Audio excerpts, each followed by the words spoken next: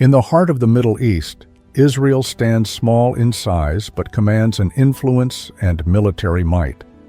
Despite its modest size and position, surrounded on nearly all sides by Arab nations, Israel has been fiercely fighting on 3 of its 5 strategic fronts, where Israel's response has often resembled that of an uncontrollable force, undeterred by warnings or pressure from major global powers. The question arises, where does such strength come from? How does Israel become so fearless?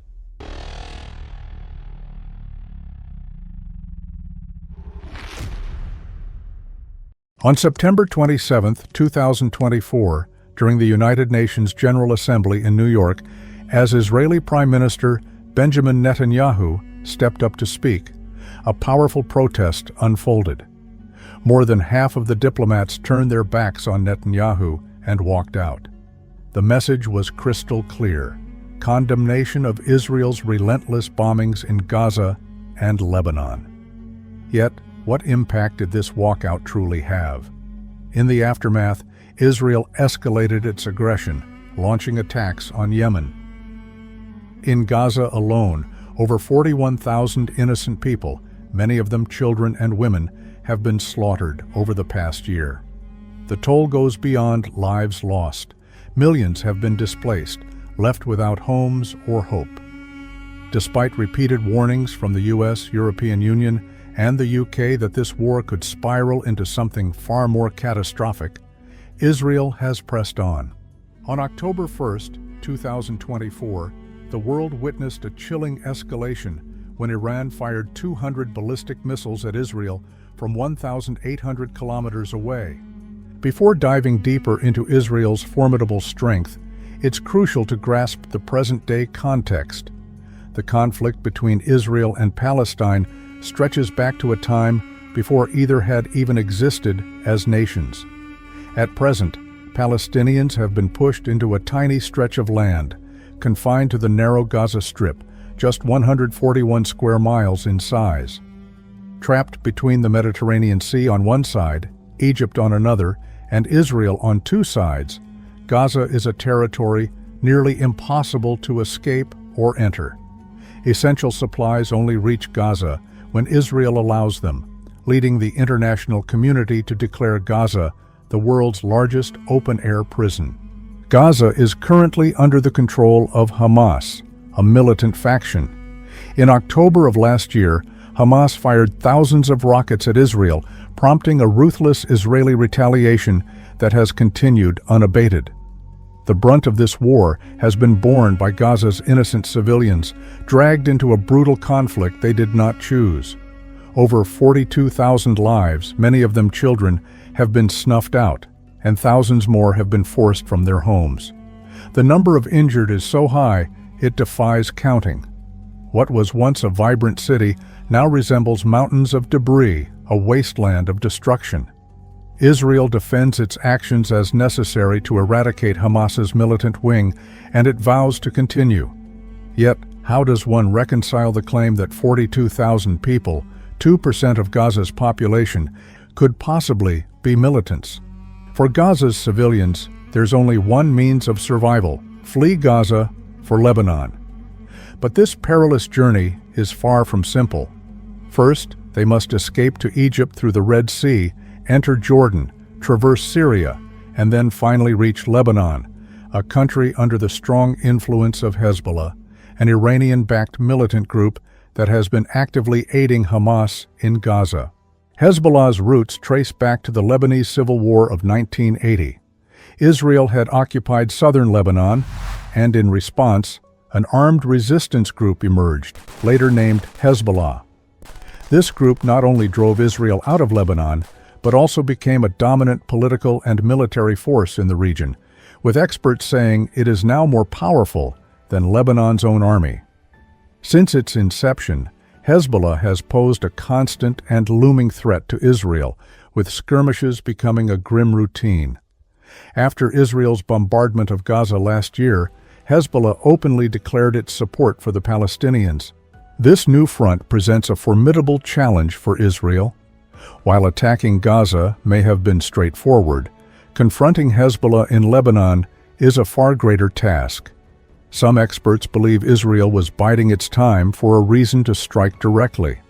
That pretext came when, on September 17th and 18th, 2024, more than 3,000 Hezbollah pagers and radio sets exploded simultaneously.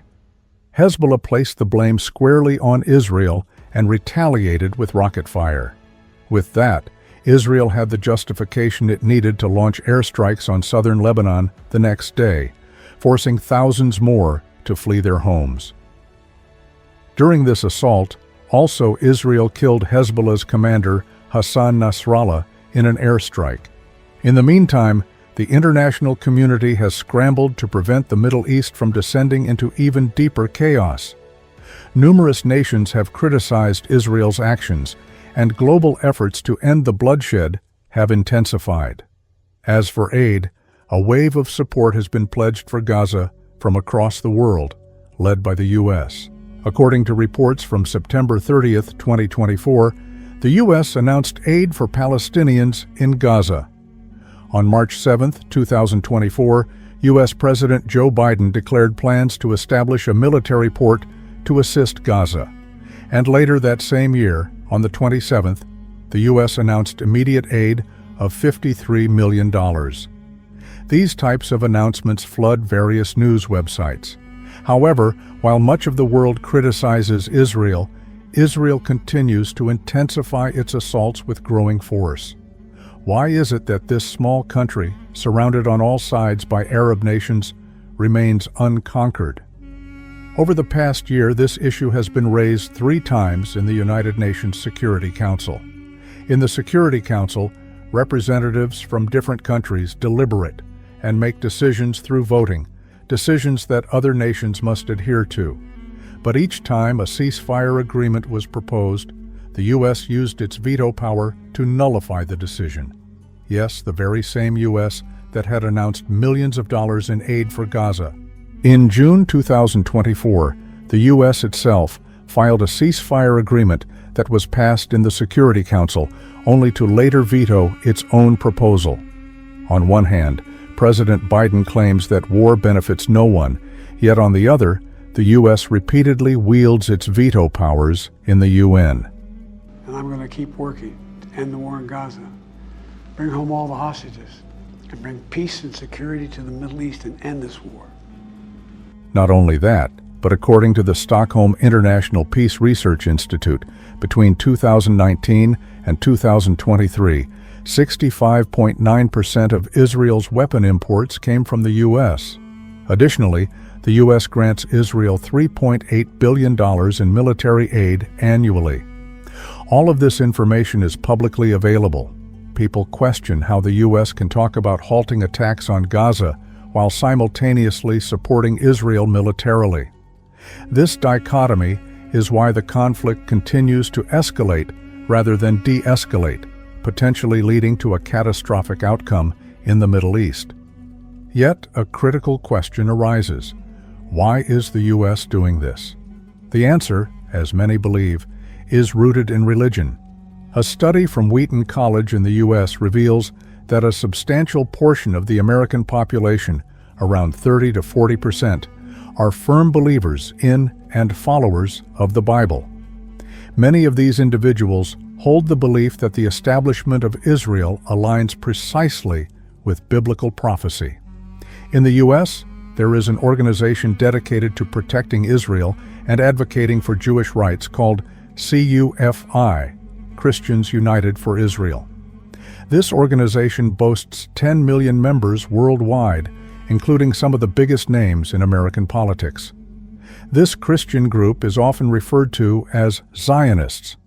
It's crucial to understand that Christianity and Judaism are distinct religions, while Zionism is a political movement that supports the State of Israel.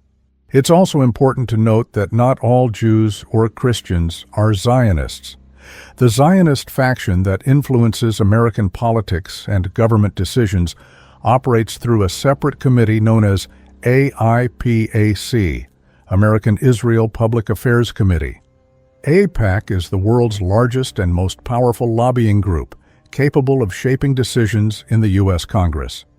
In Congress, all major decisions, laws, budgets, even declarations of war, are made through votes by its members.